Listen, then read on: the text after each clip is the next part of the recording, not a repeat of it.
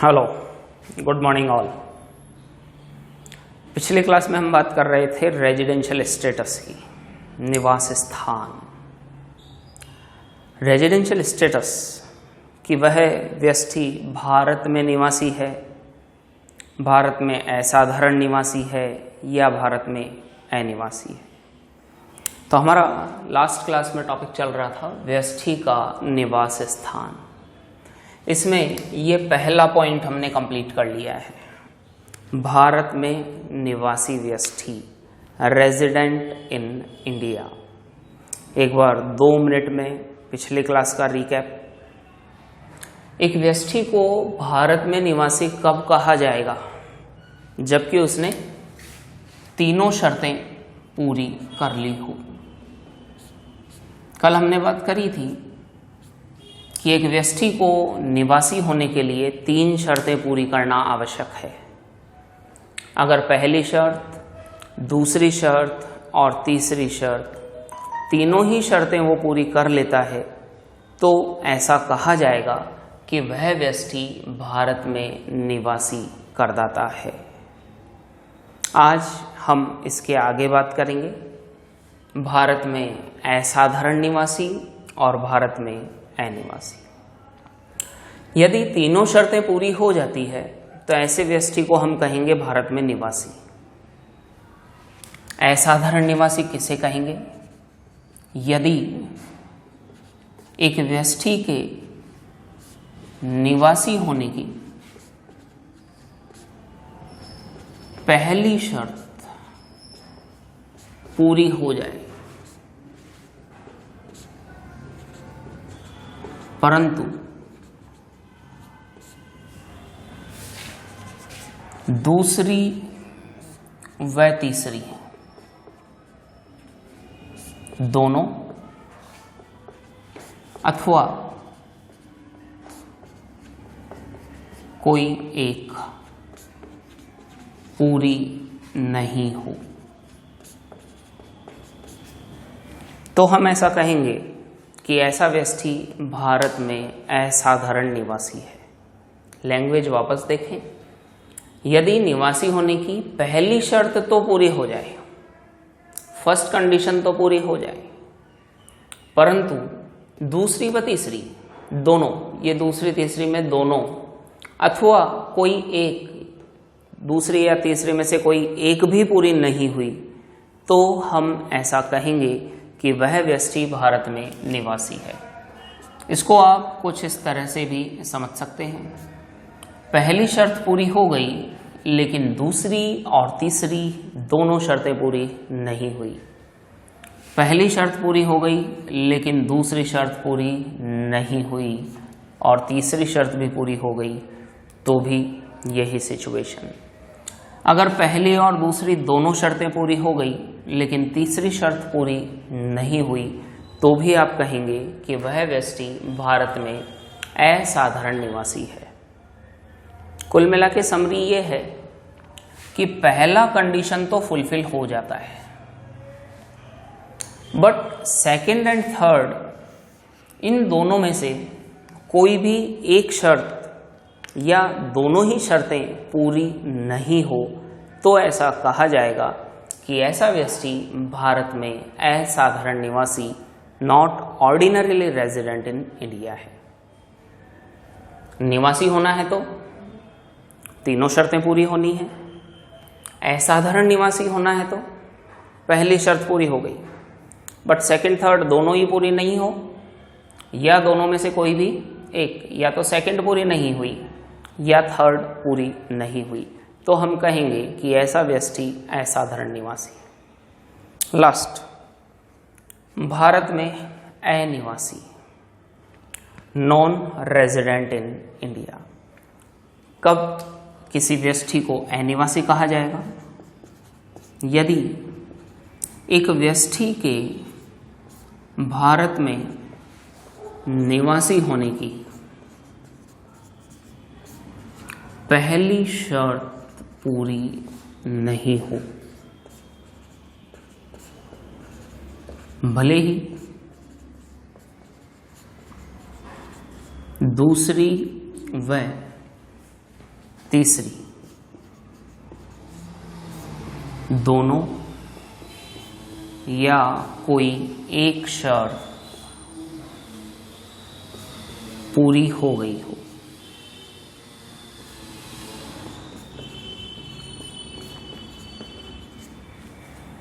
अनिवासी कहना है यदि पहली शर्त पूरी नहीं होती है, इट मीन्स डायरेक्टली आप डिक्लेयर कर सकते हैं कि वो अनिवासी है, नॉन रेजिडेंट है। कैसे देखते हैं, इसको भी समझ लें आप। ये 3 शर्तें, फर्स्ट, सेकंड एंड थर्ड। पहली शर्त पूरी नहीं हुई, भले ही सेकंड एंड थर्ड दोनों शर्तें आप पूरी कर लो। पहली शर्त पूरी नहीं हुई, भले ही कोई एक शर्त आप पूरी कर लो। कुल मिला के अगर फर्स्ट कंडीशन फुलफिल नहीं हुआ या तीनों ही शर्तें पूरी नहीं हुई तो आपको क्या कहना है कि वो अनिवासी है। पहली शर्त पूरी नहीं हुई, it means you can directly declare that individual is non resident. भले ही आगे की दोनों या कोई एक शर्त पूरी हो या नहीं हो, कोई फर्क नहीं पड़ता। तो ये ए पॉइंट अपना भी कंप्लीट हुआ। एक व्यष्टि का निवास स्थान, व्यष्टि बोले तो महिला या पुरुष। रेजिडेंशियल पॉइंट ऑफ व्यू से धारा 6 section 6 of income tax act 1961 हम इंडिविजुअल के रेजिडेंशियल स्टेटस की बात कर रहे हैं। काफ़ी इंपॉर्टेंट पॉइंट है, लैंग्वेज आपको याद रखनी है। कितनी कैटेगरी में क्लासिफाई किया है इंडिविजुअल को? 3, resident, not ordinarily resident and non resident. Resident आप कब कहेंगे, निवासी व्यष्टि कब कहलाएगा, जबकि तीनों शर्तें पूरी हो गई। असाधारण निवासी व्यष्टि कब कहलाएगा, जबकि पहली शर्त तो पूरी हो गई, सेकेंड एंड थर्ड दोनों में से कोई एक या दोनों ही शर्तें पूरी नहीं हुई हो। एंड लास्ट थर्ड, अनिवासी व्यष्टि नॉन रेजिडेंट इंडिविजुअल कब कहलाएगा, अगर पहली शर्त पूरी नहीं हुई, it means that individual is non resident. भले ही सेकेंड थर्ड दोनों शर्तें आप पूरी कर लो या नहीं करें, कोई फर्क नहीं पड़ता। तो ये ए पॉइंट अपना भी कंप्लीट हुआ, एक व्यष्टि का निवास स्थान, residential status of an individual. ये पूरा समरी यहाँ पर तीनों का एक साथ आपको दिख रहा है। आप चाहें तो इसका एक स्क्रीनशॉट ले सकते हैं।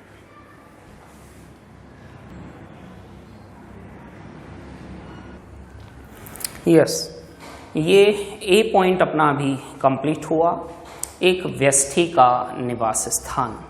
अब हम बात करेंगे HUF का निवास स्थान।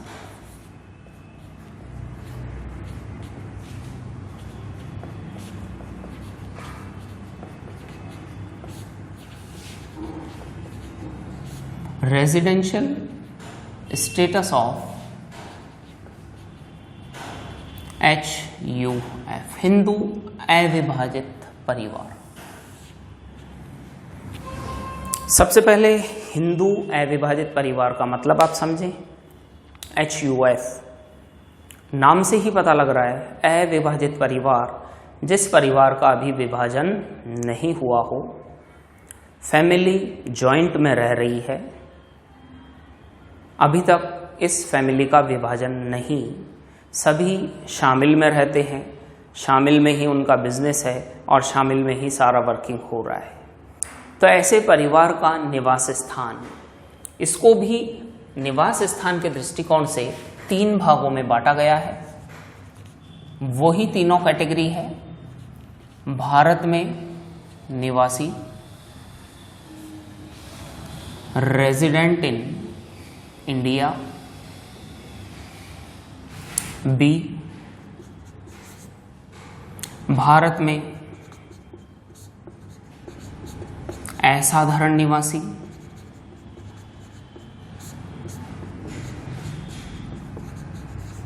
Not ordinarily in India, and last third, Bharat में अनिवासी,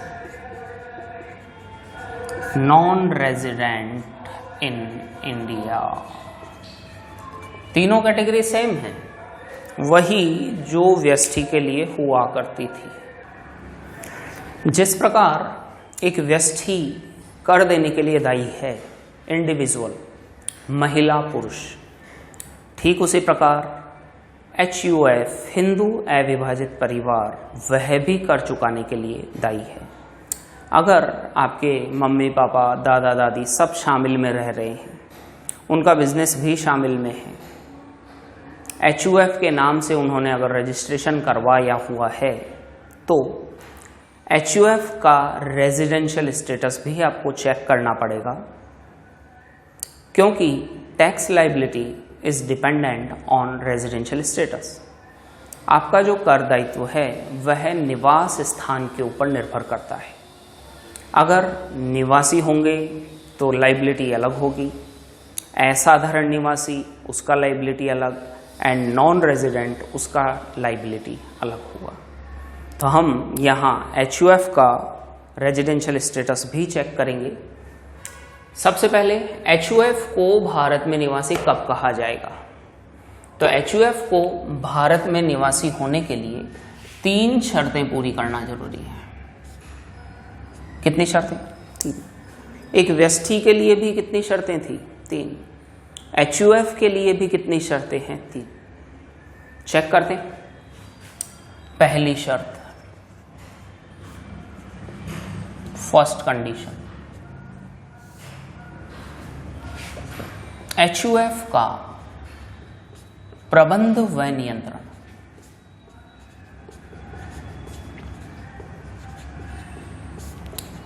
मैनेजमेंट एंड कंट्रोल,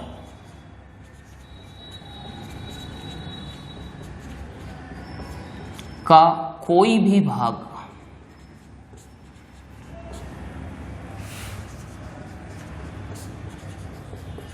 भारत में स्थित हो। बस ये पहली शर्त है। अगर HUF it's situated in India, Bharat में स्थित है, या उसका मैनेजमेंट एंड कंट्रोलिंग इंडिया से होता है, जरूरी नहीं कि पूरा मैनेजमेंट एंड कंट्रोलिंग इंडिया से हो, अगर थोड़ा भी मैनेजमेंट कंट्रोल इंडिया से होता है, एक भी मेंबर उसका यहाँ पर है, तो आप क्या कहेंगे कि पहली शर्त पूरी हो जाती है। HUF का प्रबंध व नियंत्रण का कोई भी भाग भारत में स्थित हो, थोड़ा भी मैनेजमेंट या कंट्रोल अगर इंडिया से होता है, तो आप कहेंगे कि HUF के निवासी होने की पहली शर्त पूरी होती है। अभी जापान, अमेरिका में भी तो HUF होगा, वहाँ भी तो अनडिवाइडेड फैमिली होगी। क्या उसका मैनेजमेंट कंट्रोल, कोई डिसीजन पावर इंडिया में है क्या? नहीं। तो हम क्या कहेंगे? कोई भी कंट्रोल और मैनेजमेंट का थोड़ा भी पार्ट अगर इंडिया में है, तो आपको कहना है कि पहली शर्त पूरी हो जाती है। यस। दूसरी शर्त,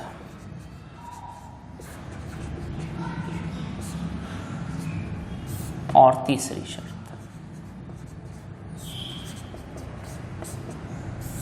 दूसरी शर्त और तीसरी शर्त कर्ता के लिए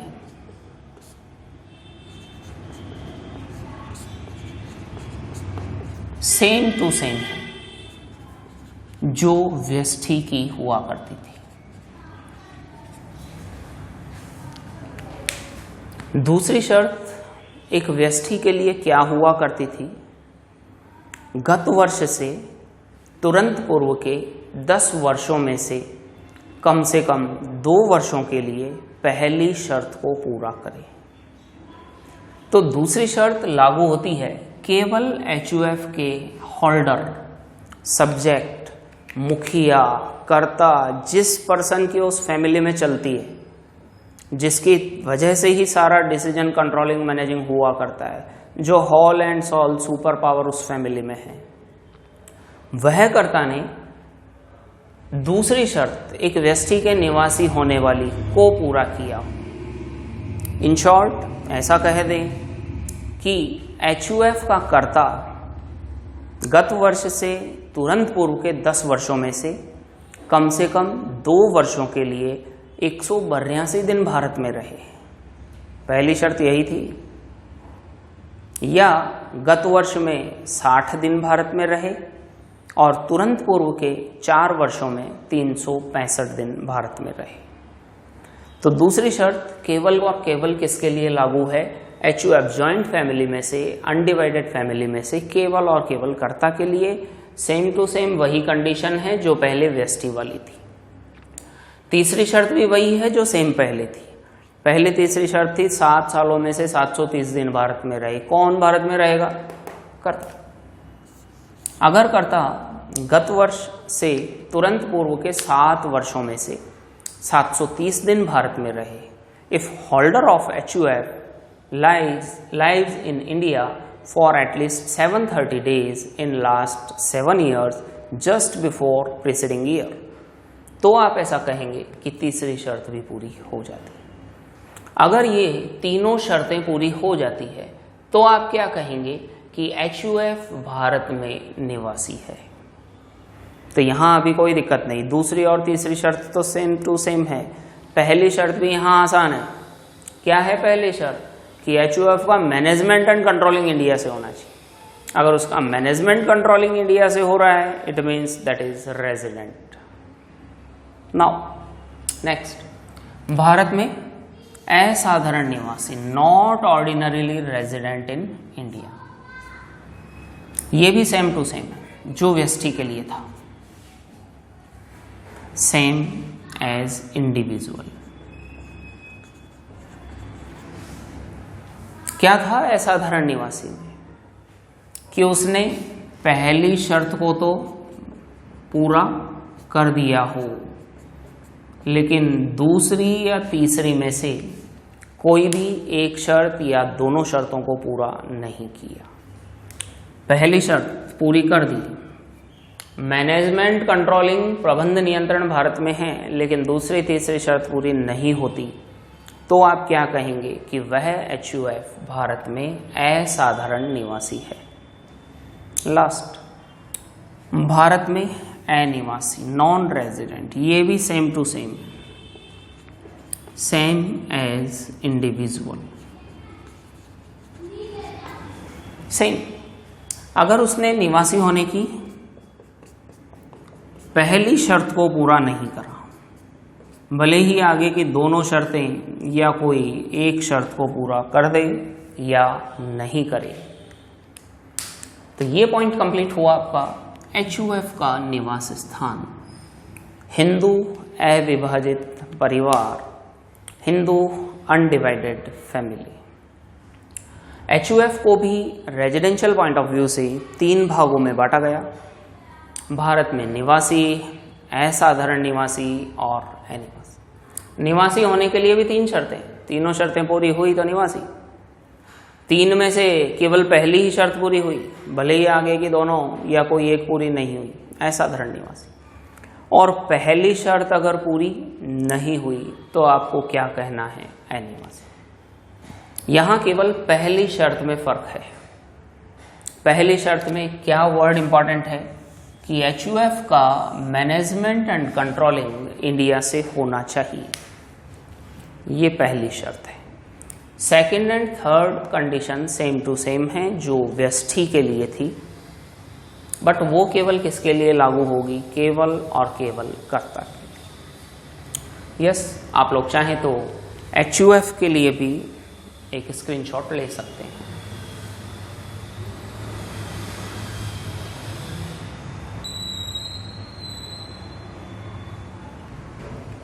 यस, अभी हम बात करेंगे एक फर्म का निवास स्थान। फर्म का निवास स्थान, residential status of A firm. अभी तक कितने जनों का रेजिडेंशियल स्टेटस हमने बात किया है? 2 जनों का। व्यष्टि, इंडिविजुअल, महिला पुरुष। दूसरा HUF हिंदू अविभाजित परिवार। दोनों में 3-3 शर्तें थी। अभी हम बात कर रहे हैं residential status of firm. Firm का मतलब कोई भी दुकान या पार्टनरशिप फर्म आपने नाम सुना होगा। इसका निवास स्थान के लिए देखिए क्या सिस्टम है। यदि फर्म का प्रबंध व नियंत्रण भारत में हो तो भारत में निवासी, अन्यथा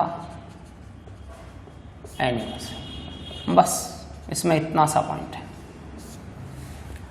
अगर फर्म का भी मैनेजमेंट एंड कंट्रोलिंग इंडिया से होता है, फर्म भारत में स्थित है, तो आप क्या कहेंगे? ऐसी फर्म भारत में निवासी है।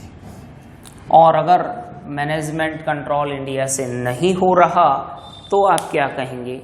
भारत में अनिवासी। फर्म के लिए असाधारण निवासी, नॉट ऑर्डिनरीली रेजिडेंट वाला पॉइंट यहां पर नहीं है। केवल या तो फर्म होगी रेजिडेंट और या फिर क्या होगी? Non resident. If management and control India से होता है तो वह रेजिडेंट कंपनी फर्म होगी, अन्यथा आप इसको अनिवासी के नाम से जानेंगे। तो ये थर्ड पॉइंट भी कंप्लीट हुआ। एक फर्म का कर निर्धारण, निवास स्थान, इसका भी आप चाहें तो स्क्रीनशॉट ले सकते हैं। यस, अभी हम लास्ट बात करेंगे कंपनी का निवास स्थान, residential status of A company. Company के निवास स्थान के दृष्टिकोण से कंपनियों को 2 श्रेणियों में रखा है, भारत में निवासी और अनिवासी। कंपनी को निवासी कब कहा जाएगा? यदि कंपनी भारतीय कंपनी हो,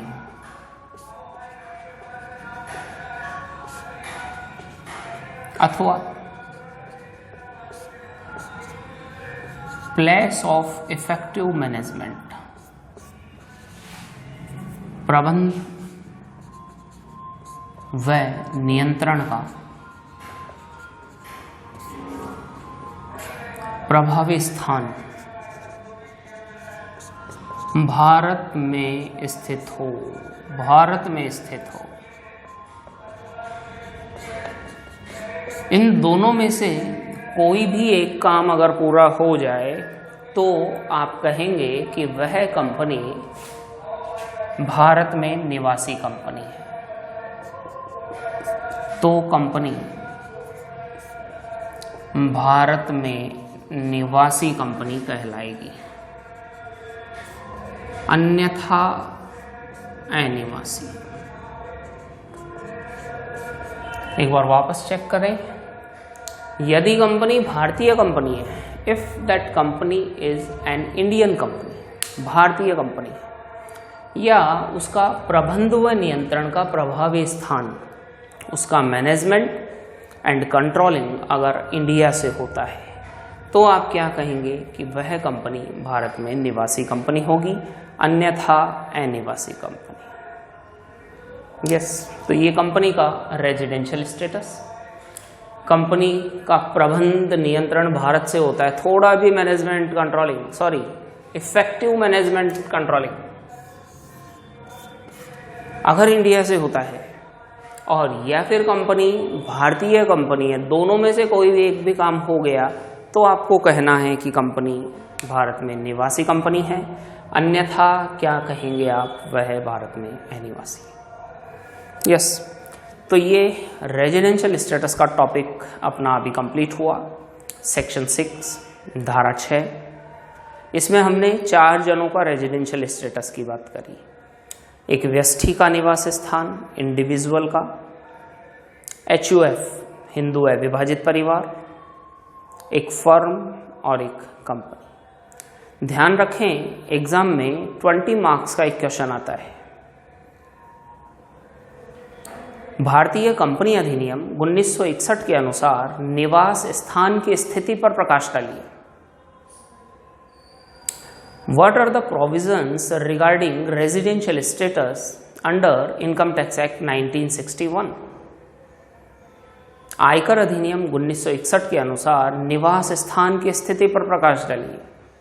आपको बताना है कि सभी का निवास स्थान कैसे डिटरमाइंड होता है। तो इस क्लास में और पिछली क्लास में जो भी अपन ने पढ़ा, ये सारा मैटर आपको कॉपी में लिखना पड़ेगा, जो जो आपने स्क्रीनशॉट लिया। एक बार मैं डिटेल्ड इसका आंसर देने का तरीका बता दूं कि अगर ये क्वेश्चन एग्जाम में आया 20 मार्क्स का, तो इसका आंसर आपको कैसे देना है। स्टार्टिंग होगा निवास स्थान का निर्धारण, धारा 6 सेक्शन 6। सबसे पहले वही कैपिटल ABCD हेडिंग चलेगा, ABCD। कितने जनों का रेजिडेंशियल स्टेटस की हम यहां बात कर रहे हैं? 4 जनों का। सबसे पहले एक व्यष्टि का निवास स्थान, और व्यष्टि में भी आपको लिखना है कि निवास स्थान के दृष्टिकोण से एक व्यष्टि को 3 श्रेणियों में वर्गीकृत किया गया है।